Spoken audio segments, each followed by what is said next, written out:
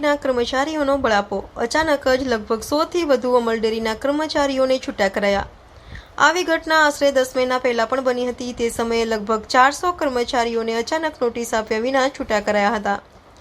હાલ ભાજપના પૂર્વ ધારાસભ્ય કેસરીસિંહ પણ આ બાબતે મેદાને. અમૂલના ચેરમેન વિપુલ પટેલ તેમજ અમૂલ ડેરીના એમડીના મનસ્વી નિર્ણય પર આકરા પ્રહારો.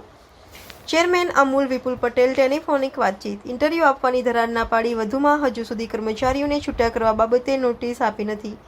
કર્મચારીઓનો વધુ પડતો ભરાવો થતાં આ પગલું લેવાયું. અમે જે આજ ઊભા છીએ, હું એક જગદીશસિંહ ચૌહાણ છું, સામાજિક આગેવાન છું અને ઘણા બધા આવા ખેડા જિલ્લાના જે પણ મુદ્દા હોય એ મુદ્દા બાબતે અમે અડીખમ લડ્યા છીએ. અને આ યુવાનો જે ભેગા થયા છે, એકત્રિત થયા છે કે 105 જેટલા યુવાનો અકારણોસર અમૂલ ડેરીમાંથી છૂટા કર્યા છે અને એ માટે અમે આ સૌ ભેગા થયા છીએ. શું છે તમારી માગો?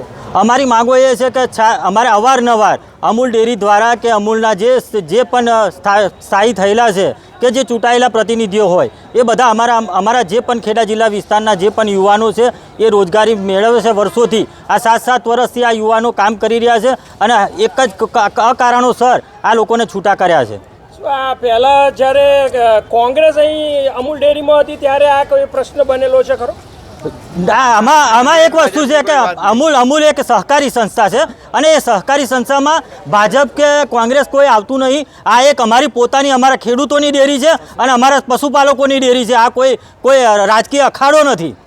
શું કહેશો આ કોંગ્રેસ ભાજપ બાબતે? શું કહેશો આપ? મારે તો એટલું જ કહેવું છે કે આ અમૂલ ડેરી છે એ અમૂલ ડેરી કોઈના બાપની જાગીર નથી. આ એક સામાજિક અને અમારી સહકારી સંસ્થા છે. આ કોઈ પાર્ટી કે કોઈ પ્રદેશની આ ડેરી નથી. અમારી અમૂલ પશુપાલકોની ડેરી છે અને સહકારી ક્ષેત્ર છે. ન્યાય નહીં મળે તો શું કરશો આપ? ન્યાય નહીં મળે તો અમે ઉગ્ર આંદોલન કરશું. અમૂલ ડેરીના દરવાજા જઈ અને ઉગ્ર આંદોલન કરશું ને સમગ્ર ખેડા જિલ્લાના અમે તો યુવાનો છીએ. ડેરીના કર્મચારીઓ સાથે સાથે ડેરીઓના સેક્રેટરીશ્રીઓ અને દૂધ ઉત્પાદક જે પણ દૂધ ભરતા હોય એ ખેડૂતો સભાસદો સાથે અમે ઉગ્ર આંદોલન કરશું. મારું નામ પટેલ ચિરાગ ભવનભાઈ. હું અહીંયા ઊભો છું. એનું કારણ છે કે અમને અમૂલ ડેરીમાંથી છૂટા કરવામાં આવે છે. અમે છેલ્લા 7 વર્ષથી હું અમૂલ ડેરીમાં અને અમારા સાથી મિત્રો કર્મચારીઓ તે ઘણા સમયથી અમૂલ ડેરીમાં પોતાની ફરજ નિભાવતા હતા અને નિષ્ઠાથી પોતાની ફરજ નિભાવતા હતા.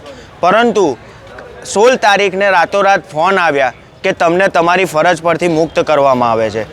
કોઈ કારણ નહીં, કોઈ કશું જ એમની પાસે કોઈ એવિડન્સ એ નહોતો કે ભાઈ તમે ડેરીનું અહિત કર્યું છે એમ. તેમ છતાંય અમને ખાલી ફોનથી એમ કહેવામાં આવે છે કે તમે રાતોરાત છૂટા કરવામાં આવે છે. આ બાબતે અમે જ્યારે રજૂઆત કરીએ છીએ ત્યારે એમ કહેવાય છે કે તમે એમડી સાહેબ દ્વારા તમને નીકાળવામાં આવ્યા છે કે પપ્પુભાઈ દ્વારા તમને નીકાળવામાં આવ્યા છે. પણ અમને કોઈ રીઝન એવું મળતું નથી કે આ કારણોથી તમને અગામ્ય કારણોથી તમને છૂટા કરવામાં આવે છે. તો આનું કારણ શું કે આવો અન્યાય અમારી સાથે શું કામ? આ પહેલાં આવું ક્યાં બનેલું ખરું? અગાઉ પણ આવું બન્યું હતું 6 મહિના પહેલાં. પણ ત્યાંના અમુક સમજણથી પછી અમને પાછા લેવામાં આવ્યા.